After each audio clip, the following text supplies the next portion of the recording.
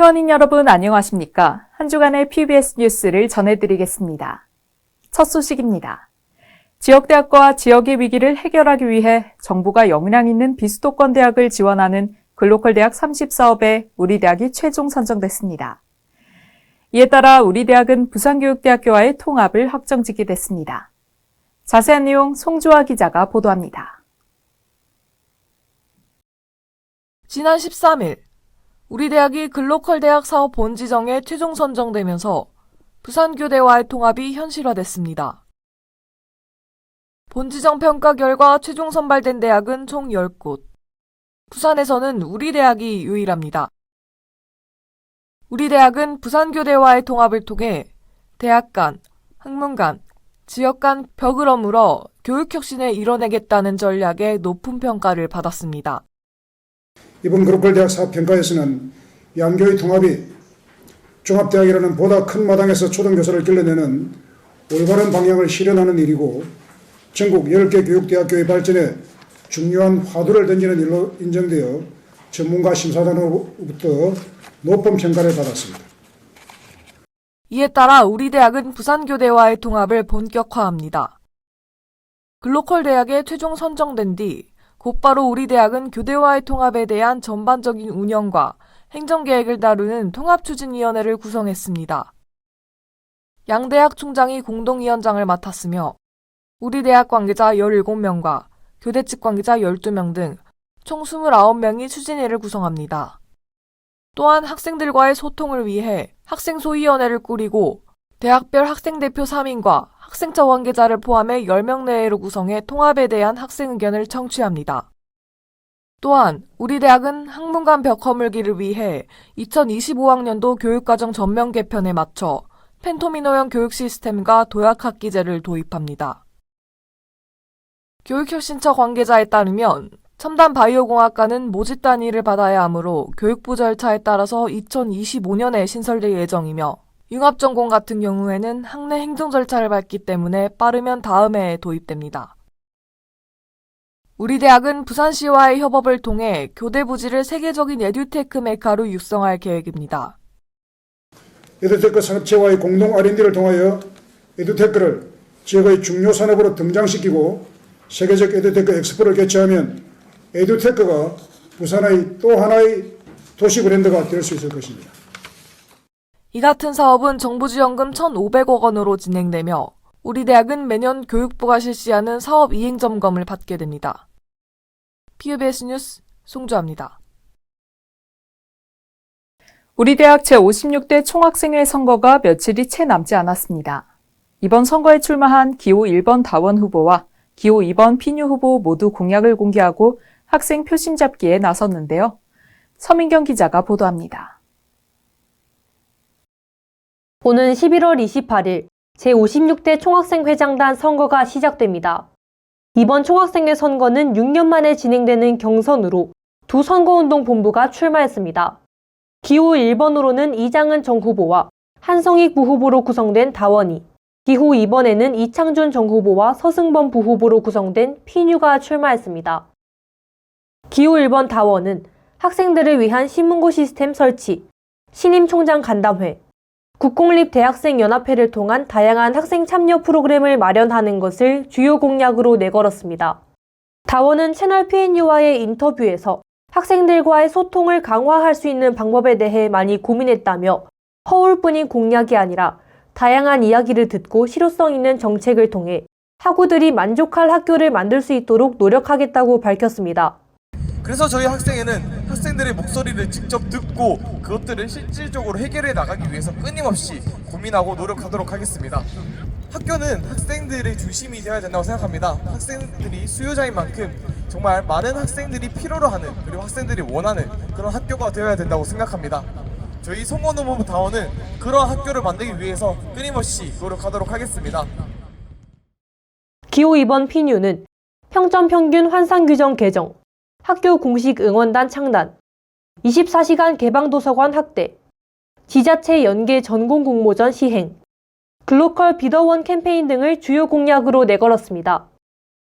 피뉴는 채널 PNU와의 인터뷰에서 학우들의 대학 생활 만족도는 대학 평가 순위와 별개라며 회원인들의 생활 개선을 위한 선제적 복지 정책과 취업을 위한 공모전을 실시하고 대외 교류기회를 늘리겠다고 밝혔습니다. 부산대학교의 교육 비전대로 시대를 열어가는 담대한 지성인에 맞게 우리의 생활부터 구체적으로 바꿔나가는 학생이 주인이 되는 학교를 만들겠습니다. 함께 고민하고 반드시 해결하겠습니다. 따라서 우리가 해결해야 할 문제들의 모든 사안에서 여러분들과 함께 고민하고 반드시 해결하겠습니다. 하나 되는 부산대학교를 만들겠습니다. 선거는 오는 11월 28일부터 30일까지 3일간 매일 오전 9시부터 오후 7시까지 진행됩니다. 6년 만의 경선으로 치열한 경쟁이 벌어지는 가운데 학생들의 표심이 어느 후보에게 향할지 관심이 집중됩니다. PBS 뉴스 서민경입니다. 지역 로스쿨에 입학하는 수도권 대학 출신 학생들의 비중이 매년 늘고 있습니다. 이들은 대부분의 지역에서 로스쿨을 졸업한 뒤 다시 수도권으로 향해 지역 법률 격차는 갈수록 커지기만 하는데요. 이에 올해부터 지역인재 할당제가 의무화됐습니다. 교육 현장에서는 이것만으론 부족하다 목소리가 나오는데요. 자세한 내용 박서형 기자가 보도합니다. 최근 전국 지역 로스쿨 입학생의 10명 중 8명이 수도권 대학 출신인 것으로 나타났습니다. 올해 우리 대학 로스쿨에 입학한 학생도 81.8%가 수도권 대학 출신입니다. 문제는 수도권 출신 학생들이 지역 로스쿨을 졸업한 후 다시 수도권으로 향하면서 지방법률 서비스 불균형이 심화된다는 겁니다. 올해부터 로스쿨 지역인재 할당제가 의무화되었지만 전문가들 사이에서는 이 역시 양날의 검이라는 지적이 일고 있습니다. 졸업 후 치르는 변호사 시험에서 경쟁력이 약한 지역인재를 대거 선발했다가는 자칫 지역 로스쿨 자체의 변호사 시험 합격률이 떨어질 수 있기 때문입니다.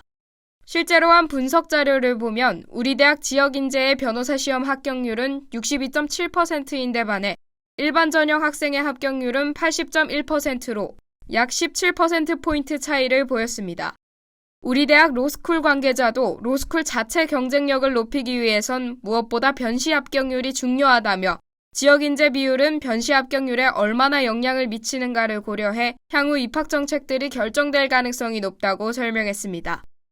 이에 로스쿨 관계자들 사이에서는 실효성 있는 대책으로 변호사 시험의 합격 기준을 바꿔야 한다는 주장이 나옵니다. 실제로 변호사 시험 응시 인원은 제1회 1665명에서 제12회 3255명까지 증가했지만 합격 인원은 크게 바뀌지 않아 합격선이 제1회 720.46점에서 제12회 901.9점으로 대폭 올랐습니다. 지난 3월 전국 25개 로스쿨 협의체인 법학전문대학원 협의회도 성명을 통해 현재 변호사 시험 정책으로 인해 교육을 통한 법조인 양성이라는 로스쿨 제도의 취지가 변질되고 있다고 밝힌 바 있습니다. 지역격차 해소를 위해 국립대의 국가지원 확대도 필수적으로 꼽힙니다. 우리 대학 로스쿨 윤석찬 원장은 문제 해결을 위해선 지방 로스쿨만의 문제가 아니라 근본적으로 국가가 국립대를 어떻게 생각하는지 전체적인 차원에서 봐야 한다며 지방 거점 국립대를 키우고 수도권 대학 로스쿨에 지역인재 할당 의무를 부과하는 등 다양한 분산화 정책을 고려해야 할 때라고 전했습니다. PBS 뉴스 박서연입니다. 코로나 팬데믹 이후 급증한 재난문자로 인해 재난문자 수신을 차단하는 사람들이 늘었습니다. 이럴 경우 긴급 상황에 발빠르게 대처하지 못한다는 우려의 목소리가 나오는데요. 하지만 수시로 올리는 재난문자가 불편하다는 시민들의 목소리도 커서 기능을 개선할 필요성이 커지고 있습니다. 윤진영 기자의 보도입니다. 부산에 거주하는 20대 A씨는 친구를 통해 긴급 재난 문자가 왔다는 사실을 알게 됐습니다. 당시 인명피해가 발생할 수 있는 상황이었지만 재난 문자를 받지 못한 겁니다. 지진이 났는데도 재난 문자가 오지 않아 이상했는데 친구를 통해 재난 문자가 왔었다는 걸 알게 됐습니다. 코로나 팬데믹 당시 재난 문자를 차단한 청년들이 많은 것으로 파악됐습니다. 구글 트렌드와 네이버 데이터랩의 분석 결과를 보면 국내 첫 코로나 확진자가 발생한 2020년 재난 문자 차단 검색량이 역대 최대치를 기록했습니다. 코로나 이전 대비 코로나 이후 3년간 연평균 재난문자 발송량이 131배나 폭증한 결과로 보입니다. 특히 국립재난안전연구원의 분석을 보면 휴대전화 사용량이 많은 청년 연령대에서 유독 재난문자에 대한 거부감이 두드러지는 것으로 나타났습니다.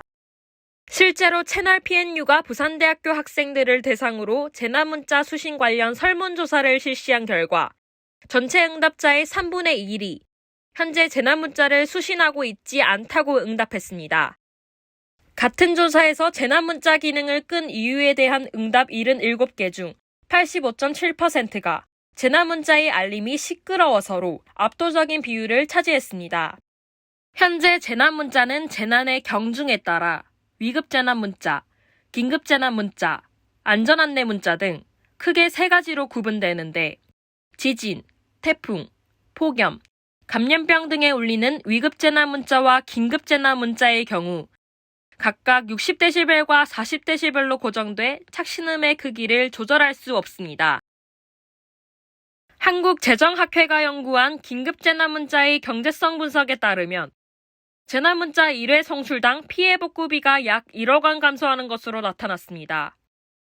연간으로 계산한 결과 약 2,700억 원의 재해 피해 복구비가 감소하는 등 긴급재난문자가 상당한 경제성을 가진 것으로 분석합니다. 재난문자 수신을 거부한 사유에 대한 면밀한 검토와 연구를 통하여 이에 상응하는 대책을 세워야 하겠습니다. 재난문자 송출 기준을 재정비하고 국민의 목소리를 충분히 조사 연구하여 사용자들이 필요성을 느끼는 정책적, 기술적 방안을 심도 있게 연구해 나가야 하겠습니다. PBS 뉴스 윤진영입니다. 부산 MBC가 주최한 지역뉴스 공모전 시상식이 지난 16일 부산 MBC 본사에서 열렸습니다. 올해 공모전은 지역사회 공익을 위한 주제로 부산과 양산 시민을 대상으로 진행됐는데요. 부산대학교 언론사 채널 PNU가 대상과 최우수상을 나란히 받는 영광을 잡았습니다. 이현채 기자가 전합니다. 지난 11월 16일 오후 부산 MBC가 주최하는 2023년 지역뉴스 공모전 시상식이 부산 MBC 본사에서 열렸습니다. 지역 시청자의 시각을 담기 위해 지난 2021년부터 개최하고 있는 이 공모전은 올해도 같은 주제로 진행됐습니다. 올해는 대상 1팀, 최우수상 1팀, 우수상 3팀, 특별상 1팀, 청소년상 1팀 등 총 7팀이 수상했습니다. 이 가운데 부산대학교 언론사 채널 PNU가 대상과 최우수상을 나란히 받았습니다. 대상을 받은 비공개된 스쿨존 전수조사, 직접 현장 가보니는 잇따라 발생하는 스쿨존 사고를 계기로 부산대학교가 있는 부산 금정구 스쿨존 21곳을 전수조사하고 부산시가 실시한 스쿨존 전수조사 결과가 공개되어야 할 필요성을 조명했습니다. 최우수상을 받은 3억 투자하고 방치되니 15분 도시 공유전기차는 부산시가 핵심 사업으로 내세웠던 공유전기차 사업이 업체와 소통이 되지 못한 채 제대로 운영되지 않는 상황을 보도했습니다. 시상식에 참석한 임원진들은 결코 아마추어로 볼 수 없는 높은 수준의 영상 퀄리티에 놀랐다며 지역 뉴스에 대한 부산 시청자들의 관심을 높이기 위한 시도에 맞는 작품을 출품해 주셔서 감사하다고 전했습니다. 수상작은 부산 MBC 뉴스에 방영되고 채널 PNU 홈페이지에 공개됩니다. PBS 뉴스 이현채입니다. 어느새 얼음이 얼기 시작한다는 소설이 찾아왔습니다. 소설 즈음엔 평균 기온이 5도 이하로 내려가면서 추위가 찾아온다고 하는데요. 갑자기 추워진 날씨에 건강 잘 챙기시길 바라겠습니다. PBS 뉴스 저희가 준비한 소식은 여기까지입니다. 더 많은 소식은 채널 PNU 홈페이지와 유튜브, 인스타그램에서 보실 수 있습니다. 함께해 주신 효원인 여러분 고맙습니다.